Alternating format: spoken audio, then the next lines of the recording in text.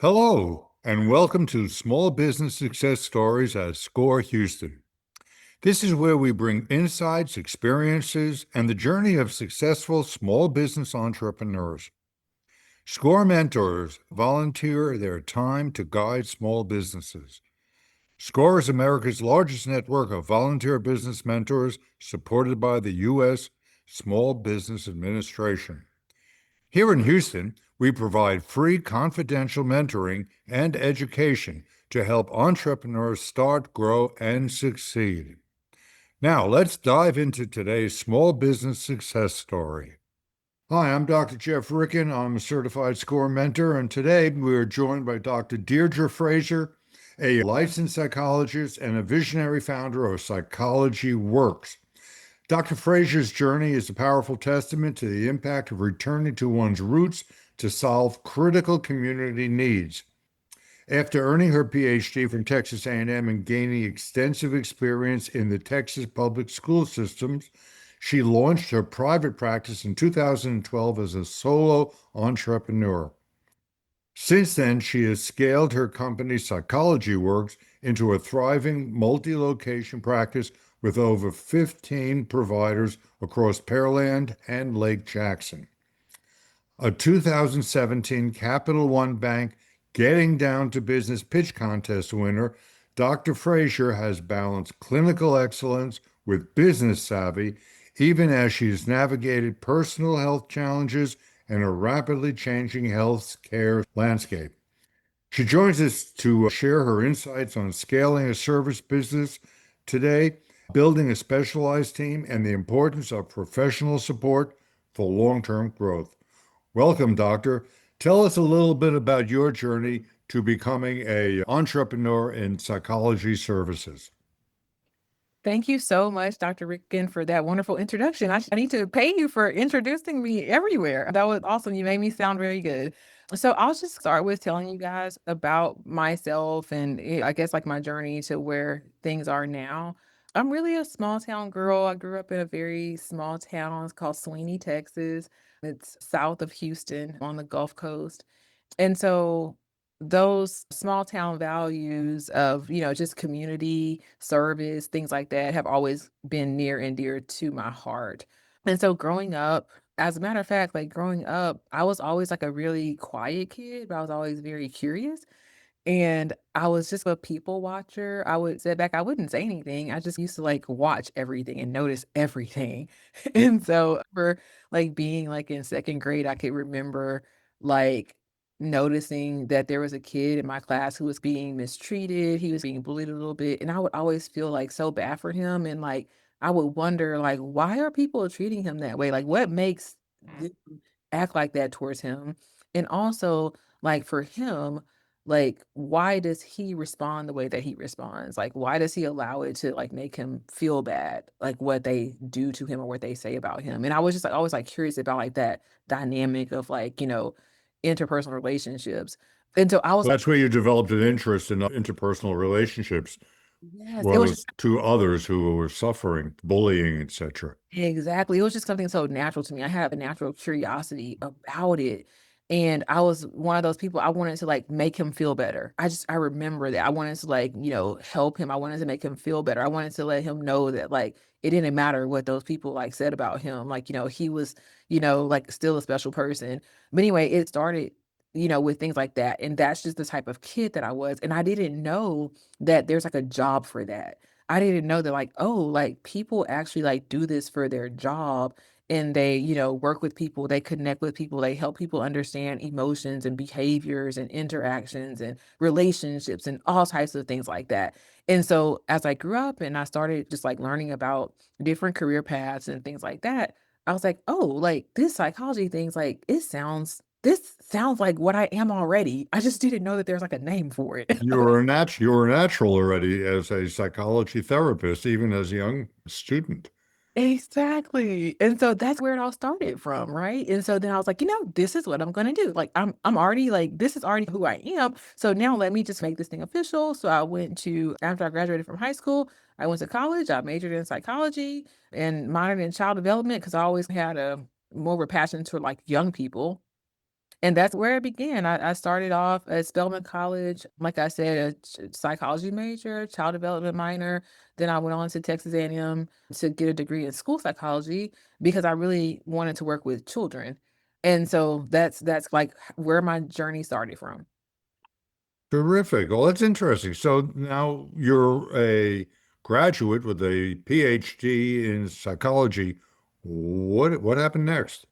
Yeah, so I graduated. I went to work in the schools, and so that was just the natural progression. I had a school psychology degree.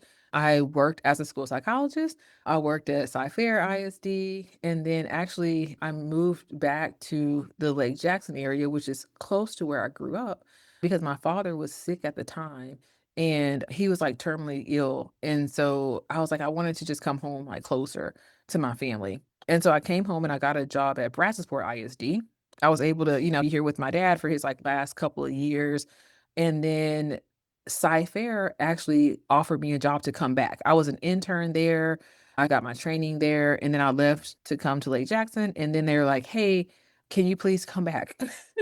And so Yeah, that's quite a distance between the two. I'm thinking you're not commuting at this point. well, actually, yeah, I got married. Okay. So I came down to Lake Jackson for a couple of years, Bradford ISD. Then I ended up getting married and moving to the Pearland area.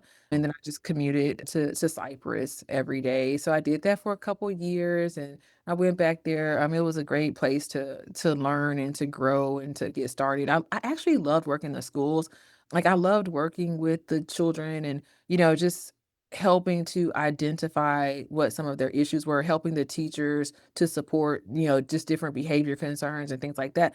I loved like working with the kids. What I did not like though was like all of the bureaucracy of like the school district. I didn't like all the meetings and the paperwork and, the budgets and, I was just like, let me just like work with my kids. And like, I don't want to have to do anything else. I just wanna really, like, work with the kids, and so I was like, "You know what? There's a job for that. That's called private practice." Private practice. There you go. So the idea came to your head. Now, how long had you been working in the school districts before this came to you? Right, and so I it was about 4 years. So I Mhm. was at Bradford ISD for a couple years. I went back to Sci-Fair for a couple years, and then actually I ended up getting pregnant with my first child. So I got married, I got pregnant, like, about, like, a year or so, like, later, and then while I was out on maternity leave so I had my daughter, and while I was out on maternity leave, I was like, "You know what? Like, I wanna explore, like, some other options because now, like, now I'm a mother, I have to balance, like, my personal life, my professional life, like, raising my child. I want to be more present. And so I started to think about, are there other options for me aside from, like, being in the school that would allow Yeah. me more independence, more flexibility, more time to be with my baby, like, on my own time, you know? So time control, time management, work-life balance was a big advantage to owning your own business rather than a 9 to 5 job in a Yes. bureaucracy. Exactly, exactly. So Sounds like freedom to me. freedom. So yeah, so that's where the idea of private practice came into play. After I had my child and I was like, like I really want to work a different way.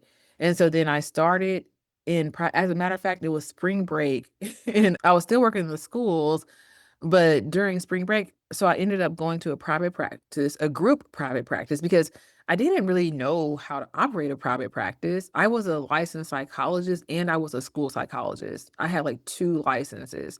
But working in the schools, I was only using my school psychology license.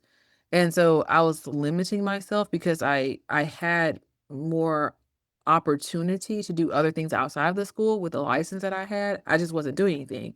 So then I reached out and I found a group practice, a wonderful group practice in League City. And I wanted to just get there and like just work a little bit here and there just to see how I liked it.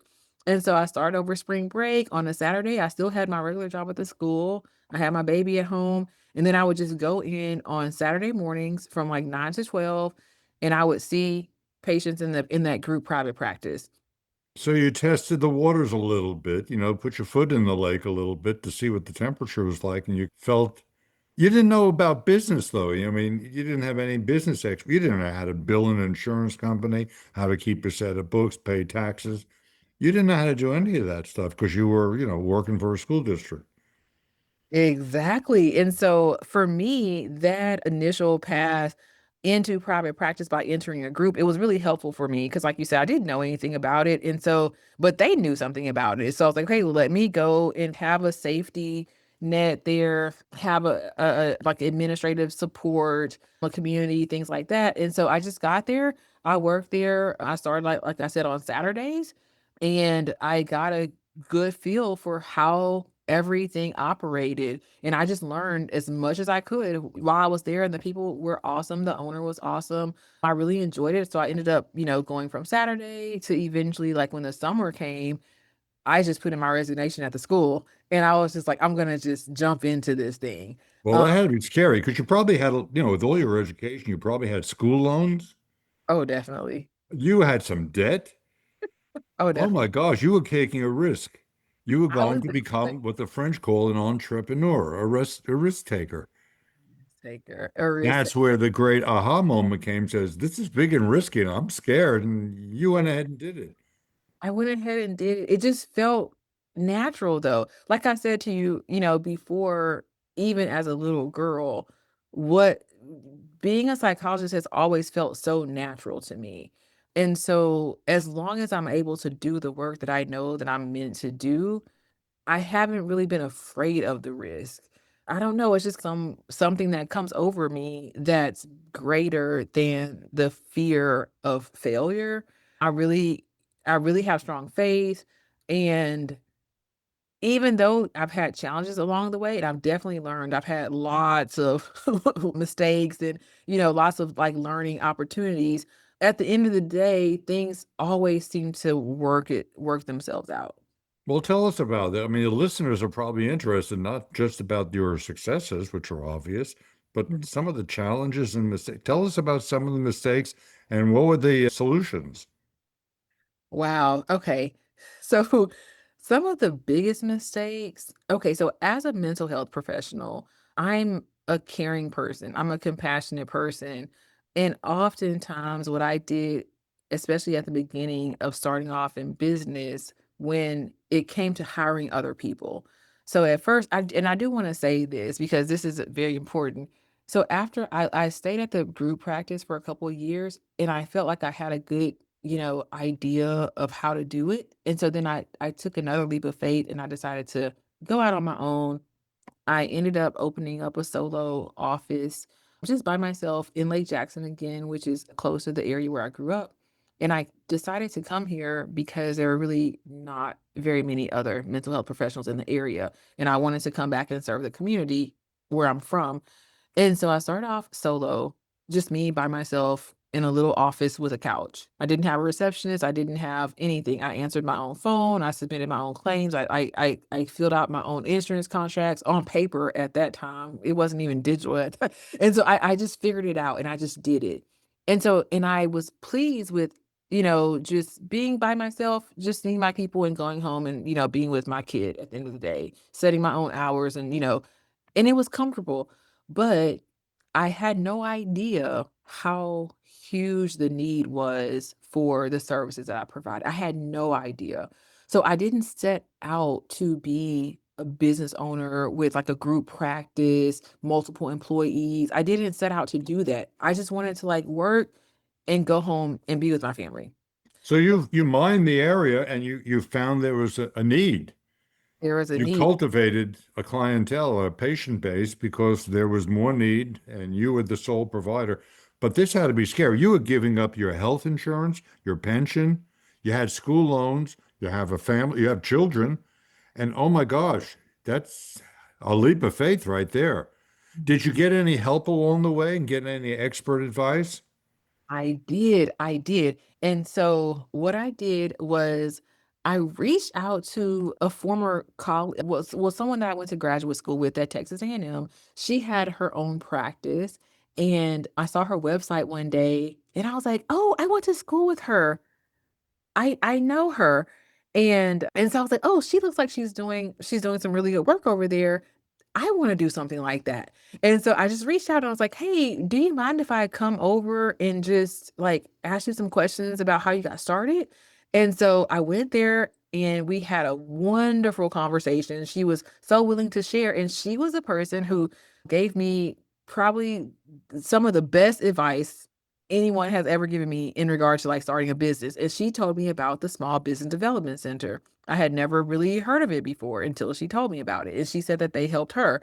And so I got with the Small Business Development Center, and I got a coach and a consultant there, and it when I say that that was the single most important decision that I made in being a business owner, I tell everyone about the Small Business Development Center, about SCORE, because I've gained so much from them, and I can't believe that, like, I was getting all this information for free. I was like, "I can't believe this." Like, this is not No, real. free services, free mentorship. This was a big asset to save you a lot of time and money to become a success. I It mean, it's nice to know. A lot of people don't realize that's available to us, where we don't have to go jumping through a minefield and yes. spend lots of money unnecessarily. We can save money by getting a good mentor. Like you cloned yourself to somebody was a good role model for you. Yes, and so that was very helpful. So you asked about funding and things like that. So yes, I did have to secure funding. I didn't I didn't know how I was gonna even pay the rent. My brother had to pay my rent for the first couple of months. And I do have a wonderful family. I will say that. There are 6 of us. There's 3 boys and 3 girls, and my mom and dad, and everybody has always been, like, very supportive.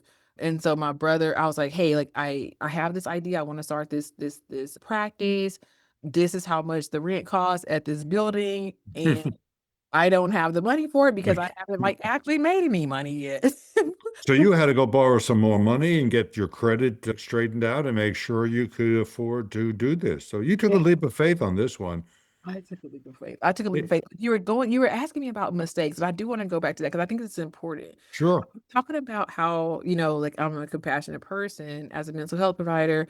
And so with that, when it came time for me to hire support, this is where I've had the most challenge. So I hired support, not necessarily thinking of like the bottom line and the business and the numbers and things like that, because my brain doesn't automatically think about things like that. My brain naturally just thinks about like helping people or what people need or, things like that. So, "Oh, you need a job and you wanna make this much money? Okay, like, I'll give you that much money, even though I don't actually have that much money to give you," right? And so and so, Yeah. yeah, I had to learn that I can't make business decisions like that. Like, I'm a good psychologist because of my compassion. But my compassion doesn't translate to being like a good business owner and making good business decisions because compassion doesn't pay the bills, right? And so just because a person wants to make, $50 an hour for like answering the phone, like that doesn't mean just because I want you to be able to pay your bills and I want to that doesn't mean that I will have that much money to give you, right? And so I've had to really deny like pieces of myself in some of the business decisions that I'm making when it comes to hiring people. That has been the biggest challenge for me. Hiring people, determining, their salaries and their contract expectations, their roles, responsibilities, things like that. And then whenever you have to, unfortunately, sometimes we have to let people go. And Yeah. talk about like stress. Like as a business owner, like you feel sometimes, like, responsible for, like, it's up to Yeah. you Sure. know For others. Yeah. Yes, and that is very, very stressful. It could be very stressful. I've always found when I mentor people that the most common problem people have when they do become successful, like yourself, with multiple offices, 15 employees, it seems to me when you have a staff of 15, your biggest problem is always going to be the people, the people, the people. It's not you, it's the people. And getting somebody to work as hard as you is with the quality and level of care that and concern that you have. All right, well, but I'm glad you got some help along the way, mentorship. And I think we need to sum it up right now. This is Dr. Jeff Ricken. I'm a certified SCORE mentor, and SCORE is a free mentorship program. We have a website, score.org, and we're there to service people who want, like yourself, who want to do a startup or expand a business and are not sure about everything, how to structure their business, how to finance the business, how to repair their credit. We are here. We meet via either a video chat or emails or in person if you like. We can meet weekly, monthly, whatever is convenient for you. But we're here working as a resource of the Small Business Administration. We have no fees. We are here. Most of our mentors have at least several decades of experience in all phases of business, whether it's management, law. We have lawyers, accountants, bookkeepers, trainees, educators, in all fields that you might need help with. And we can co-mentor with multiple people. We've been doing this for the last 60 years. We're in every state of the union. In our Houston chapter, which is a fairly large chapter, we have over 130 experienced business people who help people like Deirdre become the success that she is. And I'm not taking anything away from your success, but you can save a lot of time and money with a good role model like you found out, right, Doctor? That- I found that in my own business because I made many, many mistakes in my surgical practice. So, yes, we do make mistakes and we can save a lot of money, but SCORE's here for you. We have a website, www.score.org. Feel free to contact us, pick a mentor, we'll hook you up. And thank you so much, Doctor, for your time. It's been a pleasure, and we'll be saying goodbye now. Thank you again. All right. Thank you.